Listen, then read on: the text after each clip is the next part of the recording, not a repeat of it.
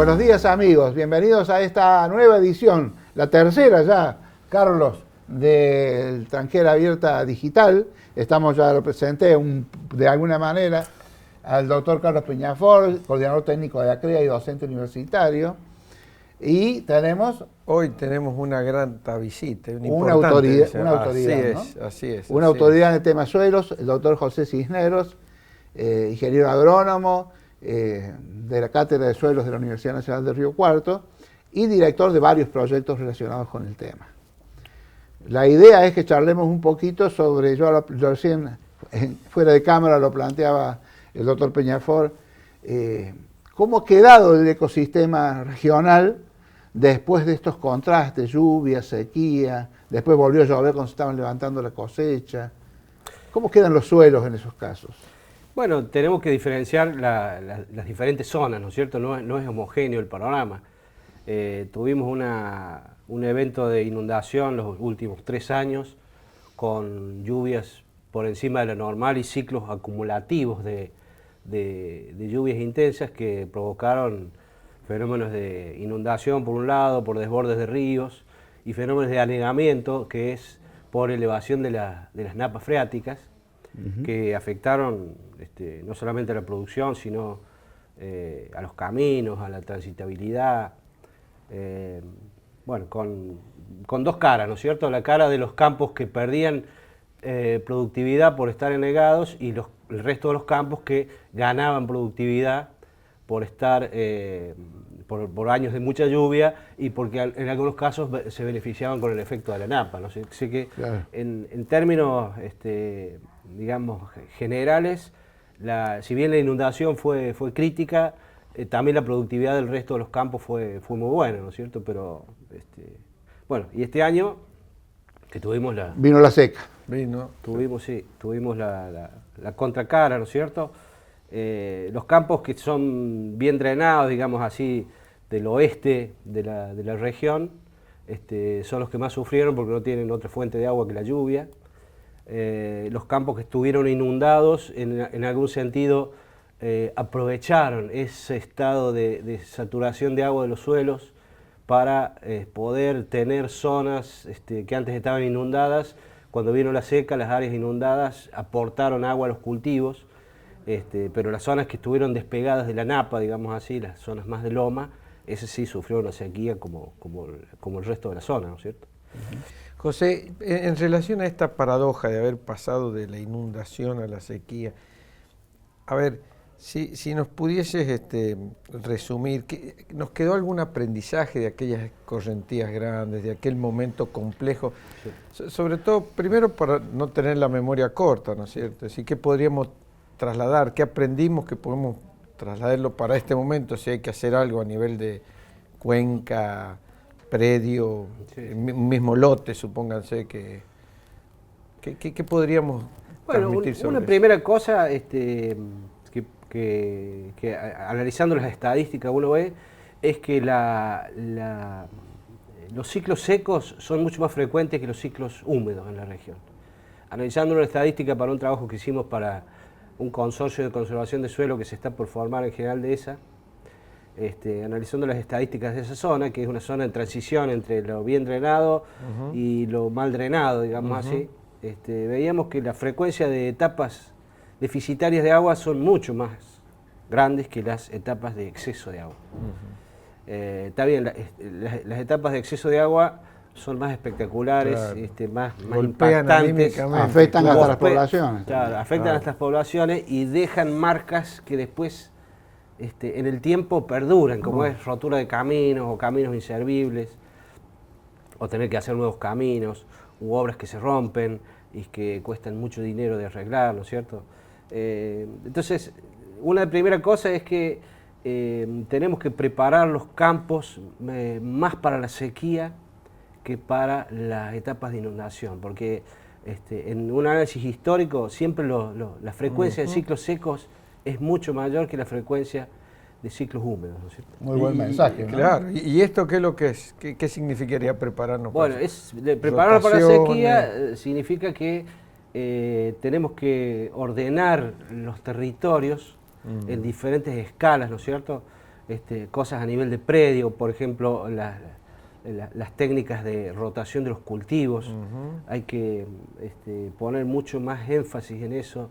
¿Y alguna cosa objetiva? Medir algunas mediciones, ver cómo están los suelos. Bueno, sí, nosotros tenemos protocolos, digamos así, que pueden ir de lo más complejo a lo más sencillo, ¿no es cierto? Pero algunas mediciones básicas de los suelos para nosotros son las que tienen que ver con la absorción del agua, que es una propiedad que tienen los suelos de poder capturar el agua en el lugar donde cae, ¿no es cierto? Es un principio básico del manejo de los suelos, que la lluvia tiene que penetrar donde cae, ¿no es cierto? O sea, también el sembrar contra la pendiente también es... Bueno, esas son cuestiones básicas que tienen que ver con ordenar las líneas de siembra cortando las pendientes en las zonas. Que no se sabe por qué, pero es como que el productor le queda más cómodo sembrar siguiendo la pendiente. Sí, es como una cosa de costumbre, como los apuros, las grandes maquinarias que a veces tienen poco tiempo. Tienen poco tiempo, entonces van de un campo a otro y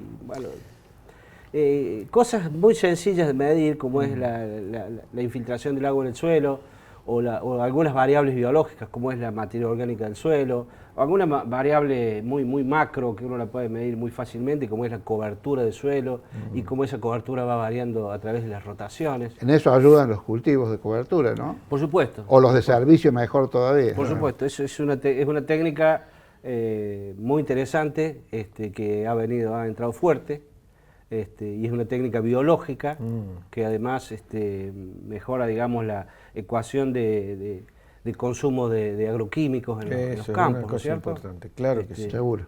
Entonces, es una manera más biológica de manejar el suelo. Hay también algunas consultas vinculadas al paso del agua, ¿no?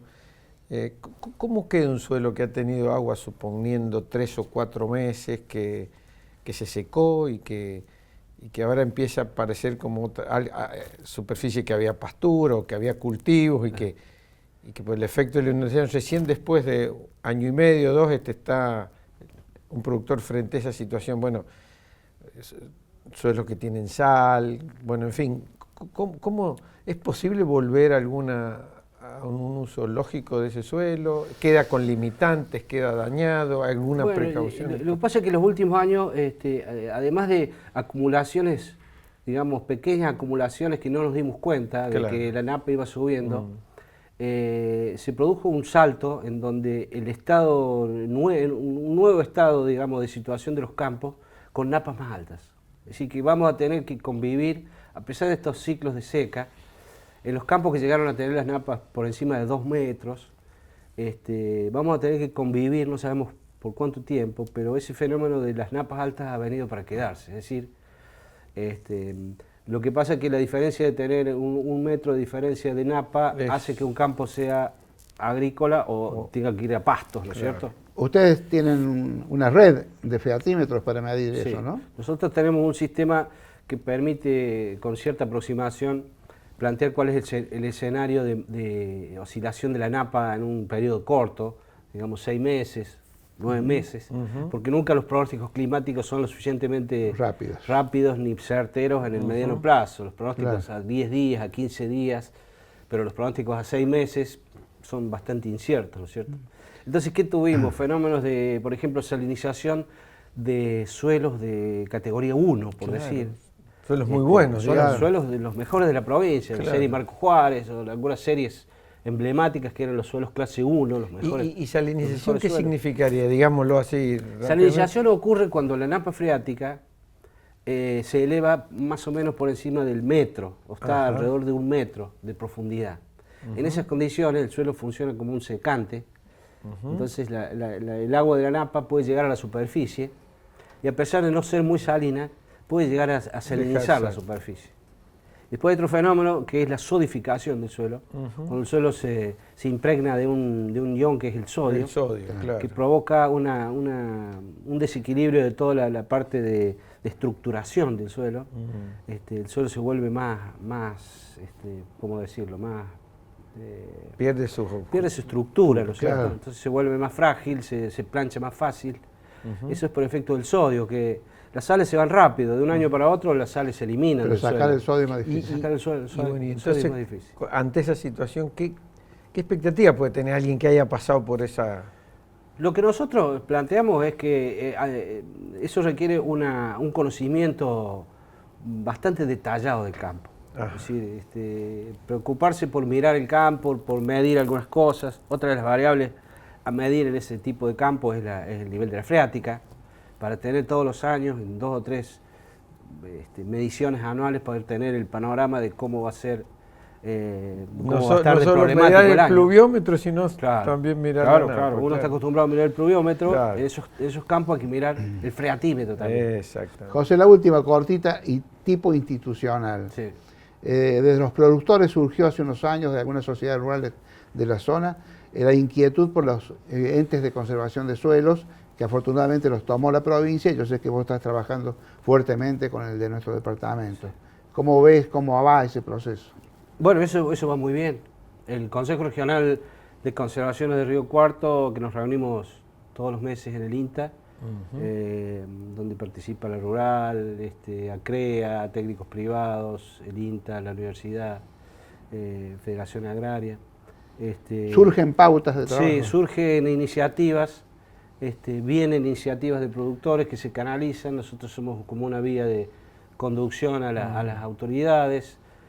Funcionamos también organizando jornadas, difundiendo las cuestiones de conservación de suelo. Y bueno, ya en el trabajo de estos años se han creado 4 o 5 consorcios nuevos de conservación de suelo, que es una forma muy buena de darle institucionalidad a los productores, así como tenemos los consorcios camineros, que ya es una institución muy asentada. Los consorcios de conservación de suelo también es una institución que debería articularse con los consorcios camineros para poder ya trabajar hay una idea a nivel ¿no? de cuenca hídrica, ¿no es cierto? Que es la forma de trabajar en los problemas del agua. Hay ya un plan piloto en marcha para eso. Sí, así es. Bueno, le hemos sacado el jugo a la Sí, entrevista. señor, una gran entrevista hoy. Bueno. Muchísimas gracias. Gracias, José. Gracias a muy amable. ustedes. Bueno, y nosotros nos despedimos hasta la semana próxima, donde seguramente tendremos otro tema de su interés. Hasta entonces.